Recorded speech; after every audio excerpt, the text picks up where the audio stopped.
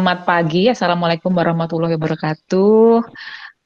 Waalaikumsalam warahmatullahi wabarakatuh. Terima kasih atas kedatangannya Bapak-Bapak, Ibu-Ibu di momen yang spesial hari ini. Kali ini Desa Apps mempersembahkan Bincang Desa atau BISA dengan tema yang baru, yang menarik, yaitu belajar merawat tanaman 101. Nah, tagline kita hari ini adalah Sobat Desa pasti bisa dengan bisa Bincang Desa. Nah, sesi pertama hari ini akan ada 2 sesi sebenarnya, jadi ada hari ini dan ada besok gitu ya. Yang hari ini kita akan mengupas tuntas tentang pemeliharaan tanaman pangan. Nah, narasumber kita juga spesial hari ini, ada 3 orang langsung yang akan berbagi pengalaman dan informasinya mengenai bagaimana sih caranya merawat atau memelihara tanaman pangan. Jadi ada 3 pembicara, yang pertama Pak Nasih Widya Yuwono, SPMP, tadi sudah cek sound. Selamat pagi Pak Nasih. Selamat pagi Mbak Yuhan. Pagi. Lalu ada juga Pak Dodi Kastono, SPMP. Selamat pagi Pak Dodi. Selamat pagi Mbak Yuhan. Harusnya kemarin kalau di poster ya sebenarnya Pak Rudi, cuman hari ini berhalangan hadir karena ada apa namanya? Bagaimana sih caranya merawat? Karena ada sesuatu hal sehingga digantikan oleh Pak Dodi Kastono. Terima kasih atas kehadirannya Pak Dodi. Dan yang terakhir, yang tidak kalah spesial, pembicara kita adalah Profesor Wagiman. Selamat pagi, Prof. Selamat pagi, Prof. Belum di-mute, Prof. Belum di-unmute. Oke. Terima kasih. Saya perkenalan dulu. Saya Yuhan Farah Maulida. Mungkin Bapak Ibu bisa panggil saya Farah. Saya merupakan dosen muda juga di Fakultas Pertanian di Departemen Sosial Ekonomi Pertanian. Dan hari ini saya berkesempatan untuk memandu acara Desa Apps, yaitu Bincang Desa 5 dengan tema belajar merawat tanaman. Sekali lagi mohon maaf ya Bapak Ibu, kalau masuk mohon jangan present, karena yang akan present adalah panitia dan juga pembicara. Ya, sebelum membuka acara, izinkan saya membacakan peraturan selama acara ini berlangsung, ya. Yang pertama, acara Bincang Desa ini dapat disaksikan melalui 2 media secara langsung. Yang pertama di sini, di Google Meet ini, dan yang kedua di YouTube channel. Channelnya adalah Agrisia Channel, AGRICIA Channel. Monggo silakan masuk ke YouTube kalau yang menghendaki menonton di YouTube. Lalu untuk Sobat Desa yang bergabung melalui Google Meet, harap mematikan audio dan kameranya ya selama narasumber menyampaikan materi, yaitu dengan cara menekan tombol audio dan video yang ada di layar bawah. Ada tombol 3 ya di bawah itu, ada tombol mikrofon, ada tombol telepon, dan tombol video ya. Mohon yang tombol mikrofon dan tombol kamera atau video itu dimatikan. Nah, Sobat Desa yang tiba-tiba hilang sinyal bisa keluar forum dan masuk kembali dengan menunggu persetujuan dari admin. Selanjutnya, sesi diskusi dan tanya jawab nanti akan dibuka setelah para pembicara selesai menyampaikan materinya. Dan Sobat Desa juga diperbolehkan bertanya saat sesi tanya jawab dengan terlebih dahulu menuliskan nama, lalu asal atau asal bisa daerah atau instansi ya. Lalu tulis juga pertanyaannya di kolom chat. Silakan kita fasilitasi pertanyaan di kolom chat. Kemudian saya akan membacakan pertanyaannya. Nah, bagi Sobat Desa yang menyaksikan acara ini melalui YouTube Live dan ingin bertanya, bisa menuliskan pertanyaannya melalui kolom chat juga di YouTube, dan saya akan juga bacakan di waktu Google Meet ini, webinar ini berlangsung ya, ketika waktunya masih cukup. Sebelum acara dimulai, bagi Sobat Desa yang tergabung di Google Meet, mari foto bersama dulu. Mohon dinyalakan tombol videonya masing-masing. Panitia yang akan memfoto ya. Sudah? Saya hitung ya, Bu Rara. Ya, terima kasih. 1, 2,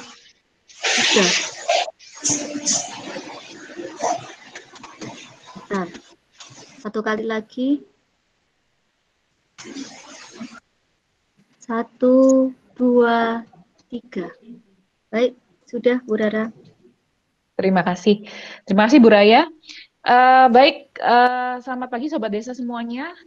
Saya ucapkan sekali lagi terima kasih kepada Sobat Desa semuanya yang telah hadir dalam acara Bincang Desa yang kelima dengan tema Belajar Merawat Tanaman 101 atau 101 dengan sesi pertama hari ini kupas tuntas pemeliharaan tanaman pangan yang diselenggarakan oleh Desa Apps Fakultas Pertanian UGM yang bekerja sama dengan Direktorat Pengabdian kepada Masyarakat UGM.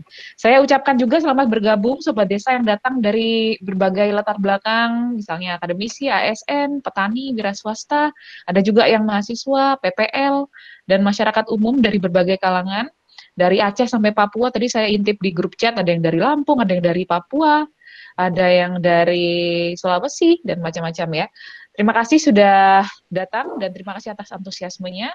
Pasti bisa dengan bisa. Nah, terima kasih juga telah meluangkan pagi yang sangat berfaedah ini. Semoga semuanya tetap semangat sampai diskusi berakhir ya.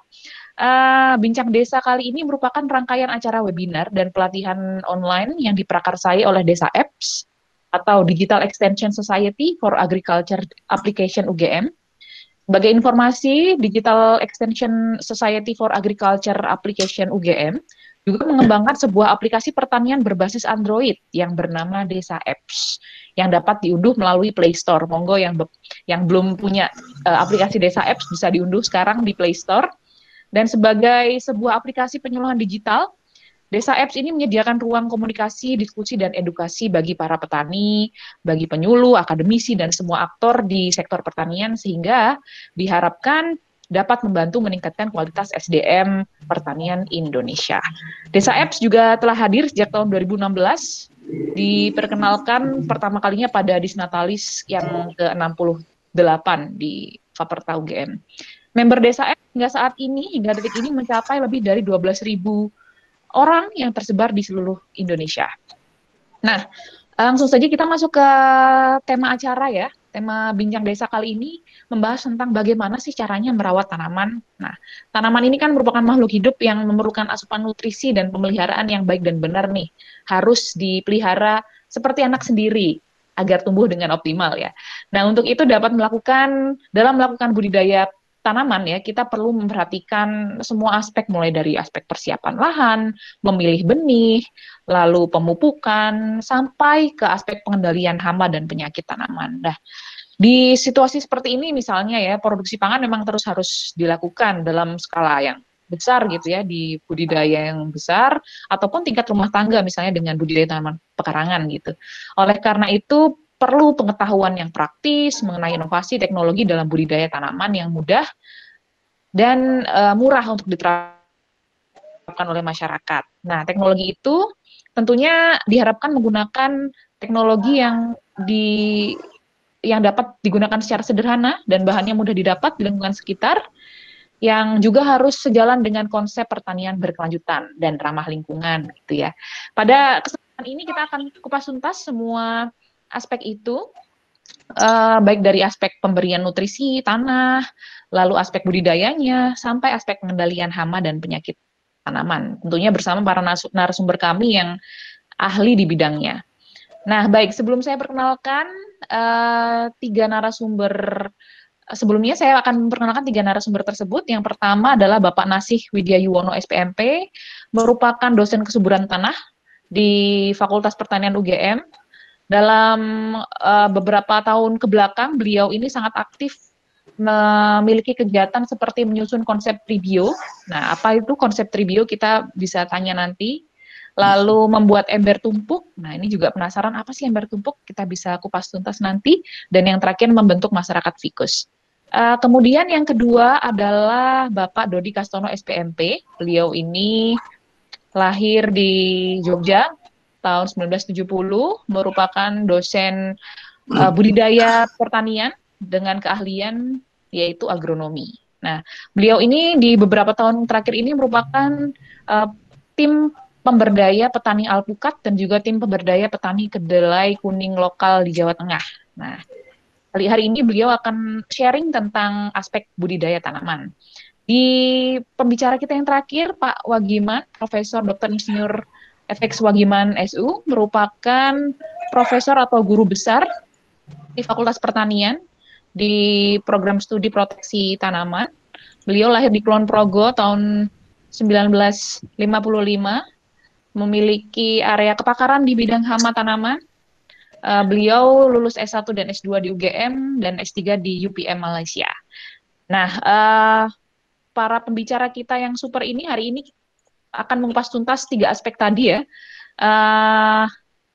Tapi sebelumnya saya ingin memberikan sedikit pengumuman kepada para peserta bahwa sebagai persyaratan mendapatkan e-sertifikat, Sobat Desa wajib mengisi post-test dan mendapatkan nilai minimal 60. Jadi link post-test ini akan dikirimkan ke email Sobat Desa semuanya yang telah mendaftar setelah acara ini selesai. Apabila Sobat Desa tidak mendapatkan email tersebut hingga pukul 2 siang ini atau 14.00 waktu Indonesia Barat, mohon segera menghubungi admin kami di nomor 0813 27 07 0621. Saya ulangi lagi ya. Apabila Sobat Desa tidak mendapatkan email tersebut hingga pukul 14.00 waktu Indonesia Barat, mohon segera menghubungi admin kami di nomor 0813 27 07 0621. Nah, kami beri batas waktu pengisian post-test hari ini hingga pukul 18.00. Sekali lagi kami beri waktu pengisian post-test hingga pukul 6 sore ya. Baik, langsung saja saya persilakan kepada narasumber pertama kita yaitu Bapak Nasih Widya Yuwono SPMP yang akan berbagi ilmu tentang pengelolaan tanah pada tanaman pangan. Nah, ini mungkin akan membahas tentang persiapan lahan dan pemberian nutrisi pada tanaman. Saya persilahkan kepada Pak Nasih untuk mengisi materi. Baik, Assalamualaikum warahmatullahi wabarakatuh. Terima kasih Mbak Rara. Selamat pagi Bapak Ibu sekalian. Semoga kesehatan, keselamatan untuk kita semuanya ya. Walaupun di masa Covid kita tetap bekerja. Pagi hari ini saya diberi kesempatan yang baik oleh Desa Apps untuk menyampaikan mengenai aspek tanah atau kesuburan tanah untuk budidaya tanaman pangan. Nah, Bapak Ibu sekalian, di dalam pertanian ini intinya adalah bagaimana kita itu memproduksi biomasa sebanyak mungkin. Ya, apakah itu digunakan untuk pangan ataukah pakan ternak kita atau papan, mungkin juga energi, mungkin juga pakaian dan bahan yang lainnya. Nah, semua biomasa ini nanti akan berguna ketika kita menyiapkan lahan untuk tanaman pangan. Jadi akan saya uraikan nanti pentingnya biomasa, memanage biomasa di sekitar kita. Kalau sebuah negara itu memiliki biomasa yang banyak, dia akan berjaya untuk sekarang dan di masa yang mendatang. Nah, ini saya tampilkan gambar yang sederhana bagi kita semuanya, nanti bisa dipraktekkan di tempat masing-masing. Bagaimana kita mengevaluasi secara gampang, secara visual, apakah tanah kita ini tanah yang subur ataukah tidak, kalau kita gunakan untuk menanam tanaman pangan. Sebagai contoh ini saya berikan jagung sebagai indikatornya ya. Jagung itu tanaman indikator yang sangat bagus untuk melihat kesuburan tanah kita. Nanti bisa dipraktekkan baik tanah sawah atau tanah tegalan ya. Caranya sederhana, Bapak Ibu nanti mengambil tanah di lapangan, digemburkan ya, digemburkan itu agak biar gampang untuk di manage. Masukkan di ember seperti ini yang ada lubang di bawahnya. Kira-kira penuh lah embernya ya, atau pakai pot begitu, ukuran bisa 10 liter. Kemudian Ibu, Bapak bisa menanam benih, bisa jagung, bisa padi. Kemudian disiram. Dan dilihat bagaimana pertumbuhannya. Saya kira semua sepakat ya, kita akan melihat yang nomor 1 ini yang terbaik. Nggak usah pakai debat lagi, yang nomor 1 yang terbaik, karena secara fisik, secara visual kelihatan. Sedangkan yang nggak punya nomor di belakang itu yang buruk-buruk ya.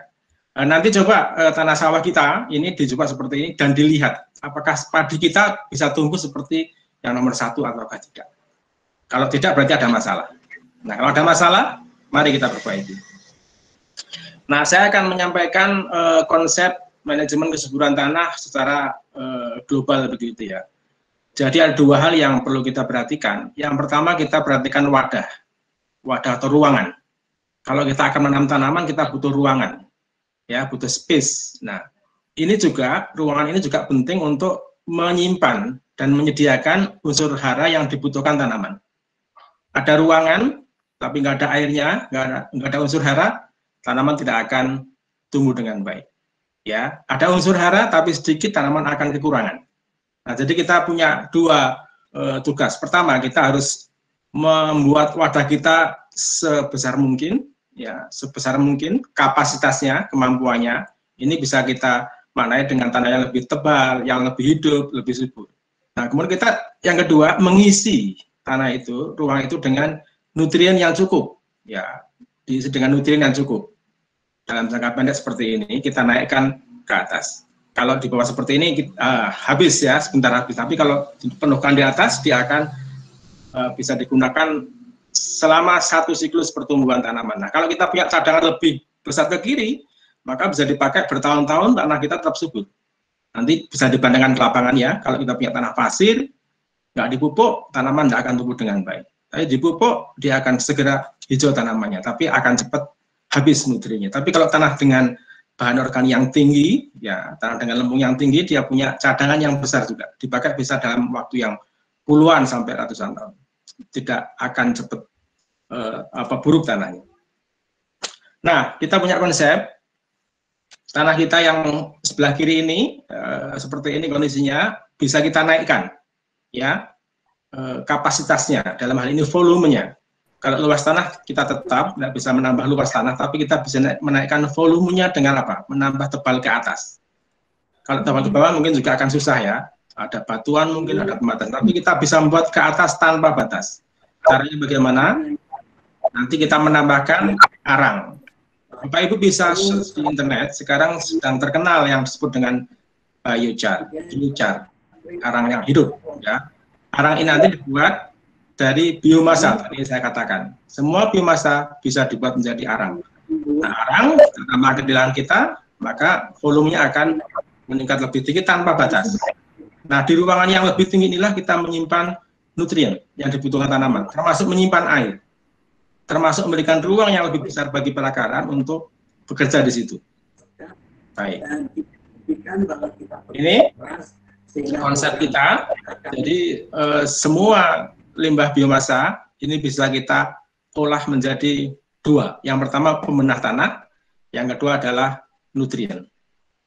Kita membuat satu formula secara general, itu ada tribio untuk media tanam, itu ada arangnya, ada komposnya, ada pupuk organik cair, itu yang pokok. Kemudian bisa kita tambahkan abu dan mikrobia. Nah, kalau kita punya arang, kompos, pupuk cair, abu, mikrobia, ini saya kira sudah cukuplah kita bertanam.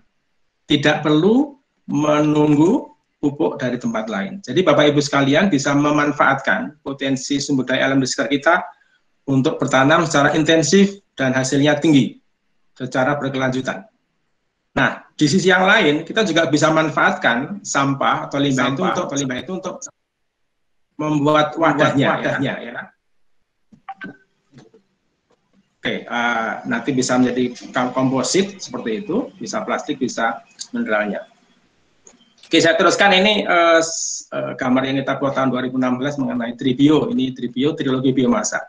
Jadi biomasa itu bisa kita pisahkan menjadi 3 bagian. Pertama bagian yang berair, yang mudah busuk. Nanti kita olah menjadi pupuk organik cair. Kita menggunakan nanti produknya ember tumpuk di bawah di situ. Kemudian biomasa yang keras, yang kering, itu justru kita keringkan, kita bakar tanpa oksigen menjadi arang atau biochar.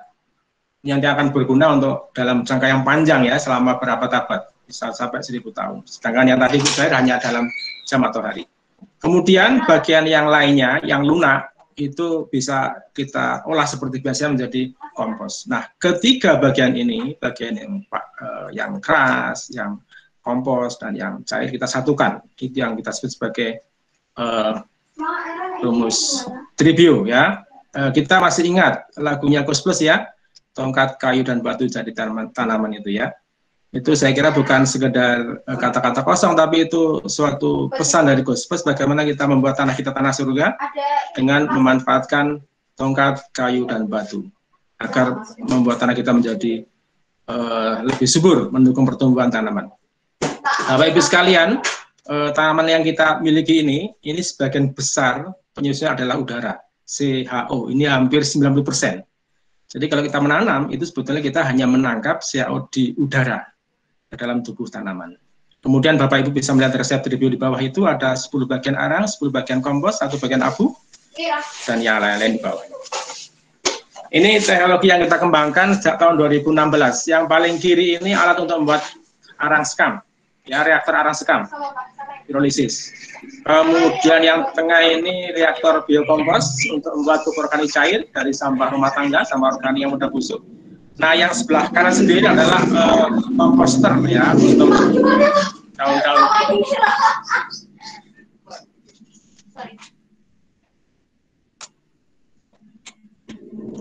Kemudian perkembangan berikutnya yang untuk reaktor arang sekam ini bisa kita tingkatkan menjadi satu industri, ya, dengan kapasitas 50 meter kubik per sekali bakar, ya. Kemudian ember tumpuk, saya kira Bapak Ibu bisa melihat teknologi ini di YouTube atau di Facebook, di media sosial sangat banyak menggunakannya. Kemudian lumbung biomasa ini belum banyak kita garap. Oke, saya teruskan. Nah, pengalaman kami untuk pupuk organik cair, kita bisa mematangkan lindi yang selama ini dianggap bau, ya, bau, ya, di pasar atau di TPST, TPA itu, ya. Ini dengan cara hanya dijemur, ya. Bapak Ibu bisa melaksanakan penjemuran dengan sederhana, yakni masukkan cairan lidi nanti ke dalam botol bening, separuh atau kurang saja. Tutupnya dikendorkan, kemudian dijemur di terik matahari. Sampai 2 indikator. Pertama, warna coklat hitaman, kemudian aromanya menjadi lembut. Ini siap untuk kita gunakan. Saya kira di Indonesia dengan cahaya matahari yang melimpah dan temperatur yang panas ini, kita akan bisa membuat pupuk organik cair dengan cara yang sangat murah, ya, sangat murah, tidak mahal-mahal. Ini ember tumpuk yang kita buat. Di situ ada dua buah ember, ya. Bisa menggunakan ember bekas cat atau yang lainnya. Bagian atas nanti kita buat pori di bagian dasarnya, lubang-lubang seperti ini. Lihat gambar di sini, ya. Jumlahnya banyak sekali lubangnya. Kemudian di bagian atas, ya, di bawah tutup ini ada lubang kecil ini, ya. Ini gunanya untuk aerasi dan untuk tempat masuknya larva yang menetas. Larva BSF mungkin kenal, ya, atau Hermetia illusion, lalat tentara hitam.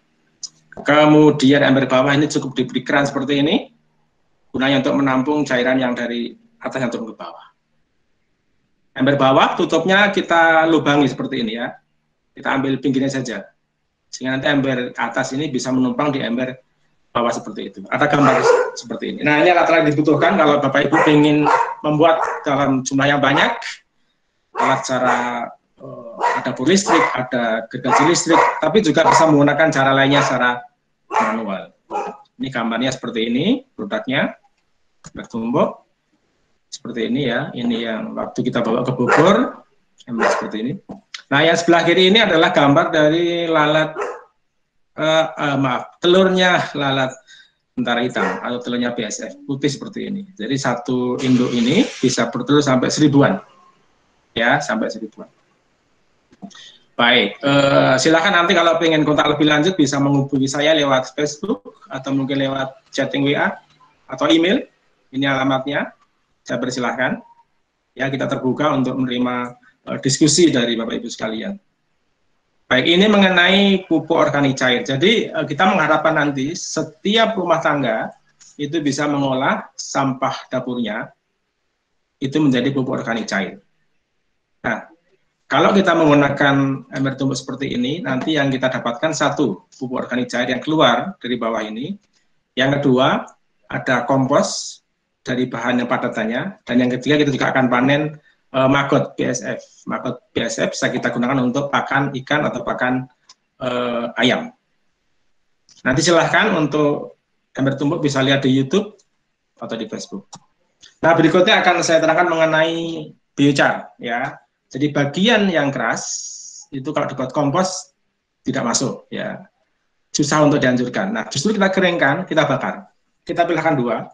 Pertama, bahan-bahan yang halus seperti sekam, ini bisa langsung menggunakan alat seperti ini, ya. Bisa juga lihat di YouTube ada juga. Kemudian yang bagian yang lain seperti kayu-kayu seperti ini bisa kita bakar langsung, ya, tapi begitu dia membara, disiram air, keduanya menjadi biochar. Nah, tapi ini belum bisa dipakai Bapak Ibu sekalian. Harus kita hidupkan dulu dengan cara apa? Direndam dengan pupuk organik cair yang sudah kita buat tadi. Akhirnya ini namanya charging ya, memberi muatan ke sana dan bisa kita gunakan sebagai biochar. Ini yang kita harapkan menjadi pembenahan tanah kita untuk jangka yang panjang sampai 1000 tahun ya. Nah, ini secara detail untuk arang sekam seperti ini alatnya ya, ada cerobong banyak, terus di bawah ini ada yang lebih besar begitu, ada tungkunya, ada lubang-lubang. Kita hanya menggunakan kayu bakar, di tengah-tengahnya ini panasnya luar biasa, bisa sampai 450 derajat Celcius. Sayangnya kita masih membuang asapnya ya. Nanti kalau Bapak Ibu tadi melihat yang ada reaktor 50 GB itu, dia sudah bisa menangkap asap cairnya, berguna juga untuk kita gunakan. Nah, kemudian mengapa kita mempromosikan biochar? Kalau kita ke lapangan, kita sering melihat Bapak Ibu banyak yang menggunakan kotoran kandang ayam. Itu apa adanya, ya, dari kandang ayam langsung dibawa ke lapangan, dan di lapangan bau ya, mengundang lalat itu.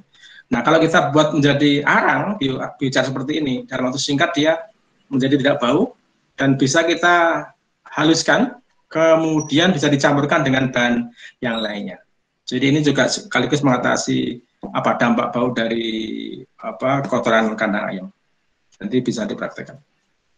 Yang terakhir ini mengenai lumbung biomasa atau leaf mold ini ya. Ini intinya sederhana. Jadi kalau ada sampah daun dari pekarangan itu jangan dibuang ke TPA, jangan dibakar. Cukup dimasukkan dalam wadah seperti ini, dia akan melapuk ya, dalam waktu 1, 2, 3 tahun dia akan menjadi tanah. Yang menarik bukan hanya komposnya, tapi sebetulnya di sini nanti akan banyak sekali mikrobia lokal yang akan kita gunakan. Tapi ini saya juga sedang jalan supaya ini gambarnya terakhir ini ya. Bagaimana kita mencintai sampah dedaunan, bukan dibuang, itu bisa kita gunakan untuk sumber kompos dan juga inokulan. Saya kira waktunya cukup, Mbak Rara, 14 menit? Iya. Oke, Terima kasih, itu dulu ya. Pak Nasir. Terima kasih. Terima kasih Pak Nasir atas pemaparannya, 15 menit yang singkat tapi padat. Nah, jadi memang masing-masing bicara kita beri waktu singkat, tapi nanti kita punya sesi diskusi yang cukup panjang Bapak-Bapak, Ibu-Ibu, jadi jangan khawatir. Ketika ada pertanyaan bisa disampaikan nanti di sesi diskusi. Jadi tadi pemaparannya Pak Nasir sangat menarik ya. Ternyata media tanam itu bisa didapatkan di sekitar kita ya, dan mudah sekali cara mendapatkannya. Jadi tadi ada AK, P, AM ya, arang, kompos, pupuk cair, abu, mikroba gitu ya. Dan untuk membuat bahan-bahan tadi misalnya pupuk cair gitu ya, ternyata mudah sekali dan bisa sekali memanfaatkan sampah rumah tangga. Jadi jangan dibuang gitu Bapak Ibu, bisa dimanfaatkan untuk pembuatan media tanam. Nah, untuk membuat biokar juga ternyata mudah sekali ya, tadi setelah disampaikan oleh Pak Nasir. Baik, itu dari aspek nutrisi tanah dan nutrisi tanaman ya, dari tanah dan beberapa bahan alam yang tersedia di sekitar kita.